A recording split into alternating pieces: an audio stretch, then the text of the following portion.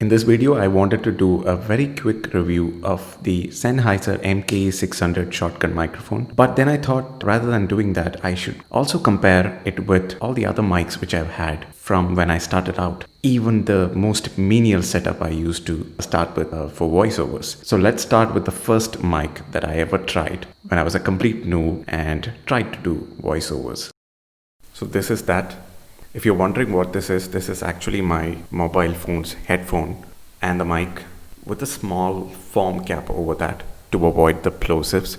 But I did not win any jobs with this. I did not win any auditions with this, rightfully so, because it was such a clumsy setup. And you can hear how it sounds. I don't think it sounds bad. It does reject a lot of ambient sound, but it has a lot of static. It is directly connected to my computer's sound card. This is how it would sound with a lot of post-processing, a lot of noise reduction, loudness normalization, and a little bit of bass boost. Now I will compare the next thing which I bought. Actually, I didn't buy it. A friend of mine gifted it to me, but we both didn't know what we were getting into. This is how it sounds. So this is the BM800 with the foam cap over it to avoid the plosives. It's a good looking microphone with that golden grill and everything. It has a lot of static hiss when I'm directly connecting using the XLR to 3.5mm to my sound card. This is not how it is supposed to be worked. It is a condenser microphone, so it requires phantom power. I don't even know how it is working directly. Ideally, it should go to a audio interface and it should be supplied a phantom power of 48 volt and a little bit of gain. That is how it is supposed to work. This is how it will sound with a little bit of lot of post-processing, a lot of noise reduction, loudness normalization, bass boost, and stuff like that. So I'm gonna connect this one now to my audio interface, which is a Euphoria UMC22 Behringer. I love that audio interface. It has stayed with me throughout all these mics. So it works well in that low range audio interface that you can afford. You don't really need to go for that $10,000 interface, which is in the same league when you can get this one for $6,000. So this is how it sounds connected to my audio interface with a 48 volt phantom power supplied and an XLR cable connecting it to the interface. You can hear a lot of ambient sound now. You can hear the cricket, you can hear a lot of echo. This is an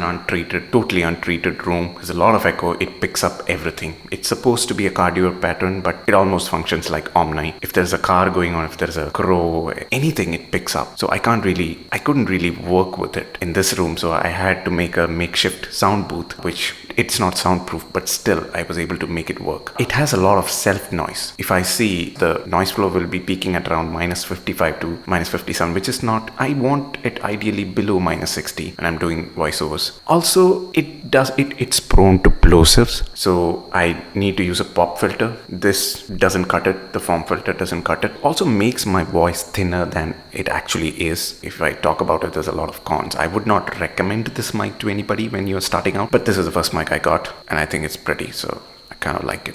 It has that proximity effect. If I move close to the microphone, this is how it sounds. It is very sibilant. Sometimes it's annoying, very harsh, but I like this one for nostalgic reasons. Anyway, so I'll move on to the next mic, which I got after this. I made quite a little bit of money, so I could go for another one. I'm pretty sure you can hear everybody, like my neighbors and everyone, so I'm rather gonna switch now.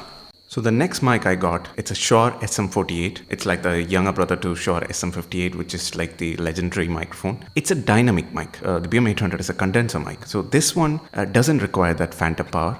It has very low sensitivity and it requires a lot of gain from the amplifier because of that. It doesn't really have that concept of self noise because it's a dynamic mic. Because of that gain that you're doing, around 45 dB of gain, all that noise floor, even from the low, rises up. It still gives me something around -65 to -70, the noise floor, which is pretty acceptable for me. The major pro of this mic is that it doesn't pick a lot of ambient sounds. I hope you can hear how it sounds.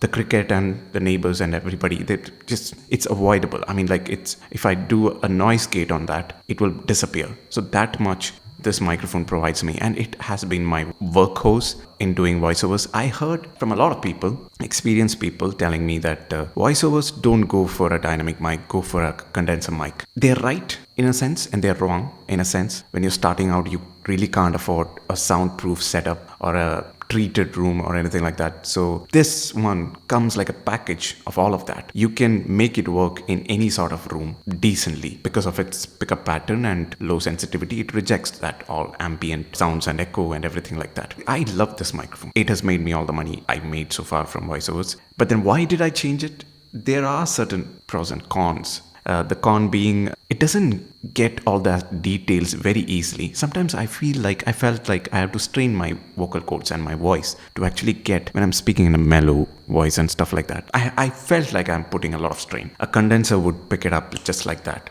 So I was hoping to get that advantage by going to a condenser microphone with all the properties of that ambient sound rejection and narrow pickup pattern and everything. That's why I went for the shotgun. This mic in its frequency response has a certain coloration in the high frequencies. They've boosted it so as to make it sound good out of the box for vocals, which doesn't work all the time as expected. May cause your voice to become it becomes unpleasant, for me at least, which I was not liking, and that strain I was putting. So all of that combined, I thought maybe it's time I move on. For the money I paid, for the work it has done for me, I absolutely love this mic and I would absolutely recommend this one. It does have that proximity effect when you go closer. It has a good bass response, but it is prone to plosives. It has a pop filter built inside, but it doesn't really work, so I use a pop filter over this. This cost me around $4,000. That's it. It's worth that money. The shotgun cost me 5 times this mic's money, but is it 5 times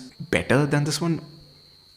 I rather not ask myself that because I might feel a little bit of disappointment. Let's say both of them have their pros and cons. Next, we are moving on to the actual mic I wanted to say something about. Why I went on to purchase this one is because I heard this voiceover artist using the Sennheiser's MKH416, which is like the industry standard, which costs around $70,000 Indian rupees. The aspirational mic. I heard him and it sounded amazing. He sounded like this bass monster.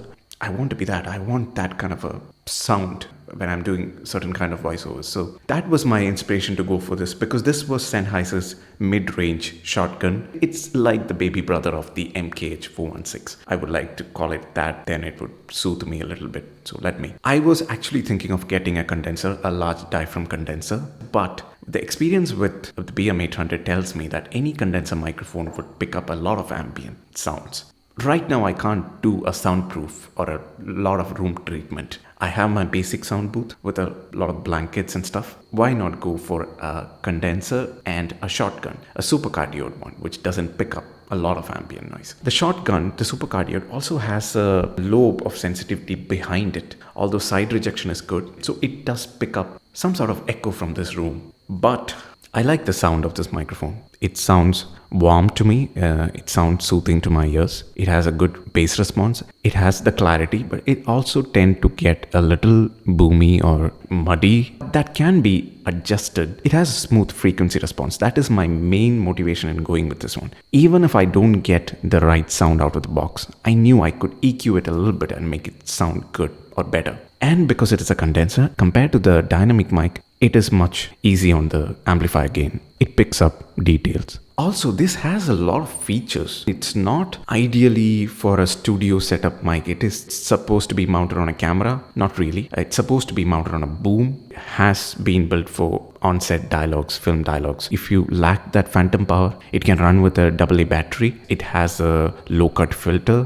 which will reduce that wind noise and everything when you're using it outside. So I also use it connecting to my phone when I'm doing certain auditions or intros I'm shooting on my phone and stuff like that. Low self noise. It has about 15 dB of self noise, which is acceptable. It also rejects a lot of ambient sound, but it does pick up a little bit of echo.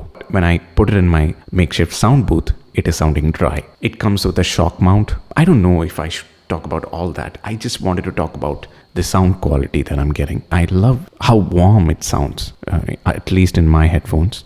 I hope this was informative. If I compare all this mic and I'm hearing it differently, the moment I put it on YouTube and you start hearing on your laptop without even using headphones, you may feel like that, what is the difference? All of them sounds alike. What is this guy talking about? So YouTube has that problem, but I still wanted to say things. You can believe me if you want to believe me. Hopefully you can feel a difference. That was the whole thing about this video. Thank you very much for watching, guys. Until next time, goodbye, bye bye, take care.